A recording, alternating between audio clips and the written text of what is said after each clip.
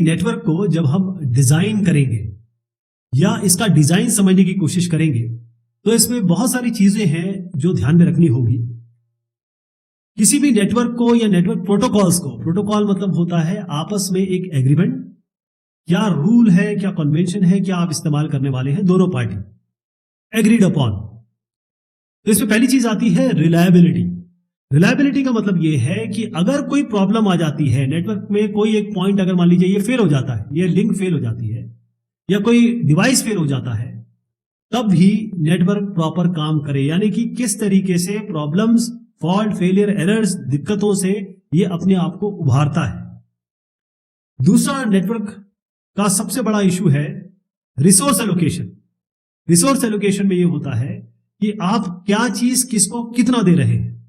ऐसा ना हो जाए कि एक नेटवर्क का एक डिवाइस या कंपोनेंट ये बहुत तेजी से डेटा भेज रहा है और ये इसको उतनी तेजी से लेने को तैयार नहीं है। दूसरी चीज, इसको हम कहते हैं स्वैम्पिंग या इसको फ्लडिंग कहते हैं, ओवरवेल्म ना कर जाए। इवॉल्वेबिलिटी, इवॉल्वेबिलिटी का मतलब यह होता है कि नेटवर्क अभी आपने बना दिया लेकिन उसके बाद धीरे धीरे ये बढ़ेगा, नए नए डिजाइन टेक्नोलॉजीज, टेक्निक्स, प्रोटोकॉल्स, ये सारी चीजें आएंगी। तो उन चीजों को कैसे आप नेटवर्क में बहुत अच्छी तरीके से, आसानी से आत्मसात कर सकते हैं या इंप्लीमेंट कर सकते हैं। और फाइनली, क्योंकि नेटवर्क में बहुत सारा ये कहें कि दुनिया का हर एक कंपोनेंट जिसमें इंसान भी इन्वॉल्व है वो लगा रहेगा। तो कुछ अच्छे भी होते हैं, कुछ बुरे भी होते हैं। तो जो अटैक कर सकते हैं, जो गलत लोग हैं, वो किसी भी तरीके का अटैक कर सकते हैं, ईव्सड्रॉपिंग कर सकते हैं, आपकी आइडेंटिटी ले सकते हैं, इंटीग्रिटी की प्रॉब्लम हो सकती है, कॉन्फिडेंशियलिटी की प्रॉब्लम हो सकती है। उन सब से बचना। तो ये network goals, network computer network या फिर कहें डिजाइन के गोल्स हो सकते हैं। जब भी हम एक नेटवर्क बनाने की सोचते हैं या नेटवर्क बनाया जाता है तो उसके जो डिजाइनर्स हैं उनके लिए और जो नेटवर्क बनता है उसको क्या क्या चीजें ध्यान रखनी है, क्या क्या उसमें देना है और क्या उसमें होना चाहिए। तो नेटवर्क डिजाइन के एस्पेक्ट से अगर हम बात करें तो सबसे इंपॉर्टेंट चीज इसमें जो आती है वो है रिलायबिलिटी। रिलायबिलिटी मतलब कि नेटवर्क काम करता रहे। ये एक बहुत बड़ा डिजाइन इशू है जब आप नेटवर्क डिजाइन करते हैं या करेंगे, कि अगर इसके अंदर, क्योंकि नेटवर्क में बहुत सारे कंपोनेंट लगे होते हैं, मान लीजिए कि कंपोनेंट अगर कोई खराब है तब भी नेटवर्क काम करता रहे, चलता रहे, इसी को हम रिलायबिलिटी कहते हैं। जैसे मान लीजिए जो पैकेट आ रहा है या जा रहा है उसमें भी बिट्स होते हैं। पैकेट कुछ नहीं है, पैकेट बिट्स का एक कॉम्बिनेशन है। यह हो सकता है कि आदान प्रदान में, एक्सचेंज में बिट्स जो है वो बहुत बहुत कारण हो सकते हैं जिसके कारण बिट्स नुकसान हो जाए उनका। जैसे कोई इलेक्ट्रिकल नॉइस हो या कोई ऐसा वायरलेस सिग्नल आ जाए रैंडम, कोई स्पाइक आ जाए या कोई हार्डवेयर खराब हो जाए या सॉफ्टवेयर में जो बग है वो बिट्स को खराब कर दे या डैमेज कर दे, इन्वर्ट कर दे, 1 का 0 कर दे, 0 का 1 कर दे। तो कैसे इन सब समस्याओं का निदान होगा, कैसे इसको फिक्स किया जाएगा? तो इसके लिए नेटवर्क की रिलायबिलिटी इशू जहां तक संबंधित है, हम एरर डिटेक्शन और एरर करेक्शन का इस्तेमाल करते हैं। ये दो शब्द इसमें आएंगे जो टेक्निक है बेसिकली। तो एरर डिटेक्शन और करेक्शन टेक्निक के बहुत सारे तरीके हैं। इसमें पैरिटी कोड है, चेकसम है, सीआरसी यानी कि साइक्लिक रिडंडेंसी कोड है, हैमिंग कोड है। ऐसे तमाम तरीके के जिसको हम बहुत डिटेल में डिस्कस करेंगे। लेकिन अभी के लिए एरर डिटेक्शन का मतलब यह है कि 1011 आ गया और आपको चाहिए था 1001, तो आपको यहां पर एरर डिटेक्ट हो जाएगी कि ये बिट गलत हो गया है। एरर करेक्शन का मतलब यह है कि अगर गलती से ये आ गया है तो आपको इसको, जो 1001 आया है, इस वाले को आपको 1011 करना है। तो एरर डिटेक्शन मतलब एरर हो गया है इसका पता लगाना। एरर करेक्शन का मतलब यह है कि उसको ठीक भी करना पता लगा के। क्लियर? तो इसमें ये जितने भी आप देख रहे हैं ना, अलग अलग तकनीकें एरर डिटेक्शन और करेक्शन की, इसमें रिडंडेंट इंफॉर्मेशन भेजी जाती है।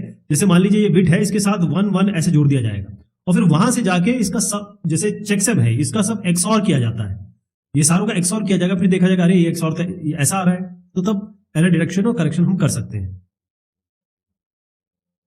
एक और बहुत बड़ा इशू है रिलायबिलिटी से रिलेटेड, वो ये है कि हमको रास्ता कौन सा ढूंढना है। क्योंकि नेटवर्क का मतलब यही है कि तमाम तरीके के रास्ते, तमाम तरीके के राउट आपको दिखाई देंगे, पैकेट्स को दिखाई देंगे और नेटवर्क को दिखाई देंगे। तो बहुत सारे पाथ होंगे ये सोर्स से लेकर डेस्टिनेशन तक। अब हो सकता है कि कोई एक लिंक टूट गया हो, ब्रोकन हो, तो नेटवर्क का कॉन्फ़िगरेशन ऐसा होना चाहिए, सेल्फ कॉन्फ़िगरेशन इस तरीके से होना चाहिए कि अपने आप डिसीजन हो जाए कि अगर मान लीजिए कोई भी एक लिंक ब्रोकन है, टूटा हुआ है या काम नहीं कर रहा है, तो ये अपने आप राउटिंग प्रॉपर कर सके। तो राउटिंग के तमाम तरीके के एल्गोरिथम है, जिसमें एडेप्टिव एल्गोरिथम है, नॉन एडेप्टिव एल्गोरिथम है। एडेप्टिव में आता है isolated, centralised, distributed. Non adaptive में आता है फ्लडिंग और रैंडम वॉक। नेटवर्क की जहां तक बात आती है कि हम इसको डिजाइन करना चाहते हैं, डिजाइन में क्या क्या चीजों का ध्यान रखना है, तो उसमें अगली चीज आती है रिसोर्स एलोकेशन। अब जब नेटवर्क आएगा, जैसे आपने शुरुआत की, मान लीजिए आपने एक रोड बना दिया, मान लीजिए 10 साल बाद, बड़ी बात है कि ये रोड आपको ट्रैफिक इसमें मिलेगा, क्योंकि लोग एकदम से बढ़ जाते हैं, लोग बढ़ेंगे, बढ़ रहे हैं, गाड़ियां लोग खरीद रहे हैं, तो स्केलेबिलिटी का इश्यू है। जैसे नेटवर्क बढ़ेगा तो क्या इसमें और चीजें लगाई जा सकती है, और क्या ये बड़ा होगा तो ये अपने आप को हैंडल कर पाएगा। तो इसके लिए आप देखेंगे कि जब लोग बढ़ते हैं इसमें, या कंप्यूटर बढ़ते हैं, जब हम नेटवर्क की बात कर रहे हैं तो या कंप्यूटिंग डिवाइस बढ़ेंगे, तो इसके लिए स्टैटिस्टिकल मल्टीप्लेक्सिंग जैसे तकनीकों का इस्तेमाल किया जाता है। ये जो तकनीक है, जैसे स्टैटिस्टिक्स ऑफ डिमांड, यानी कि जो जितना मांगेगा उसको उतना दिया जाएगा, ऐसा नहीं कि सबको बराबर दे दिया जाएगा। तो यहां पर इस डिजाइन को ध्यान से देखिए, इसमें क्या किया जा रहा है, मान लीजिए एक नेटवर्क बैंडविड्थ है आपकी, उस बैंडविड्थ को जो जितना मांगेगा, मतलब जो जो होस्ट की, मतलब कंप्यूटिंग डिवाइस की, कंप्यूटर्स की जरूरत है, उस हिसाब से उनको वो नेटवर्क बैंडविड्थ दे दी जाएगी। यानी ऐसा नहीं कि मान लीजिए ये 3 कंप्यूटर देख रहे हैं और इनको ये कहा गया कि भाई आप ऐसा करिए, ये T1 को ये दे दीजिए इतना, T2 को इतना दे दीजिए, T3 को इतना दे दीजिए, ऐसा नहीं होगा। जब T1 मांगेगा T1 को दे दिया जाएगा, T2 T3, हो सकता है T1 दोबारा मांग ले, इस तरीके से ये हो सकता है, लेकिन हम उतना ही देंगे स्टैटिस्टिकल मल्टीप्लेक्सिंग जितनी जरूरत है। इस तरीके का जो राउंड रॉबिन तकनीक है वो हम इस्तेमाल नहीं करेंगे। वो भी तरीके होते हैं, लेकिन अच्छा डिजाइन इशू ये है, या गोल ये है कि हम स्टैटिस्टिकल मल्टीप्लेक्सिंग दें।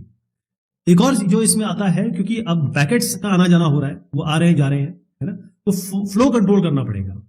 मान लीजिए कि अगर मान लीजिए एक रोड पे यहां एक्सीडेंट हो जाता है, तो आप देखेंगे सारी गाड़ियां यहां पर आकर रुक जाएंगी। एक चाइना या जापान में, मेरे ख्याल से चाइना में, एक ऐसा ट्रैफिक जाम हुआ था कि पूरे 3-3, 4-4 दिन तक गाड़ियां यहीं खड़ी रही। ऐसे अगर बर्फ गिर जाती है तब होता है। तो यहां फ्लो कंट्रोल का मतलब ये होता है कि एक सेंडर है, यानी एक सेंडर ऐसा है जो बहुत जबरदस्त तरीके से चीजें भेजता चला जा रहा है, और यहां रिसीवर का स्पीड इतनी नहीं है, रिसीवर उसको उस तरीके से रिसीव नहीं कर सकता, सेंडर फास्ट है। तो ये क्या करेगा, इसको फ्लड कर देगा, इसको दबा देगा, इसको एक तरीके से ओवरवेल्म कर देगा। तो स्वाम्पिंग इसी को कह रहे हैं, फ्लडिंग को। तो ये फ्लो कंट्रोल करना बहुत जरूरी हो जाता है।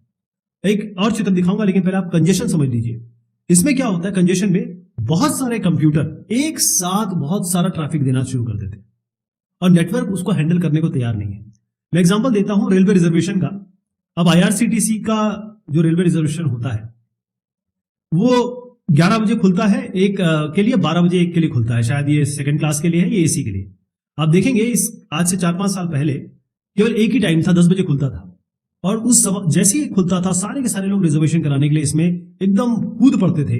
और वो वेबसाइट में आप अगर एंट्री ले लें तो ऐसा लगता था जैसे आपने नोबेल प्राइज ले लिया। इसी को हम कंजेशन कहते हैं, इसी से पार पाना है। एक इंपॉर्टेंट बात आती है quality of service. Quality of service हर एक आदमी के लिए अलग अलग हो सकती है।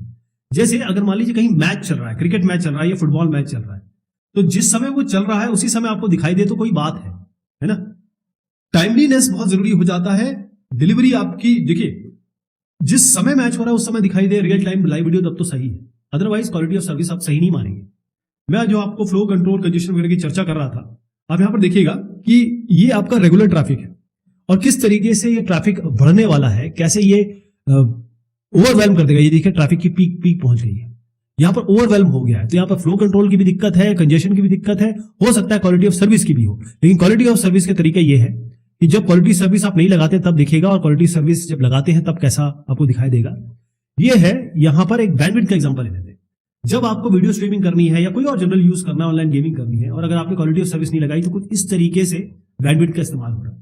लेकिन अगर आपने QoS अच्छे से लगाया है, रूल्स अच्छे से लगाए हैं, तो बाकायदा जिस तरीके से होना चाहिए वैसे ये यूज होगा।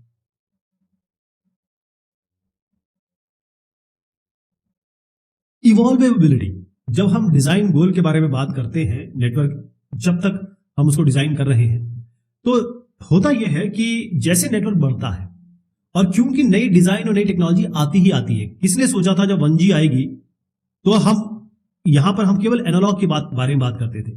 आज हम 5G पे हैं, केवल हम डिजिटल के बारे में बात करते हैं, हम एनालॉग के बारे में बात ही नहीं करते। तो सारी की सारी टेक्नोलॉजी आ रही है और क्योंकि हमको सपोर्ट करना है और क्योंकि हमें जो टेक्नोलॉजीज देनी है वो लोगों को दिखा तो सकते नहीं है, यानी कि हमको प्रोटोकॉल लेयरिंग करनी पड़ेगी।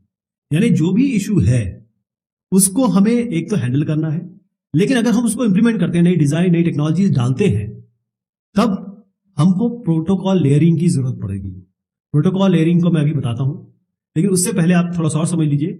एड्रेसिंग और नेमिंग होता यह है कि एक नेटवर्क में हजारों लाखों करोड़ों तरीके से, जैसे इंटरनेट है, करोड़ों सिस्टम्स इसमें जुड़े हुए हैं, तो वहां पर आपको पता करना पड़ेगा कि कौन सा सेंडर है, कौन सा रिसीवर है, किसका क्या नाम है।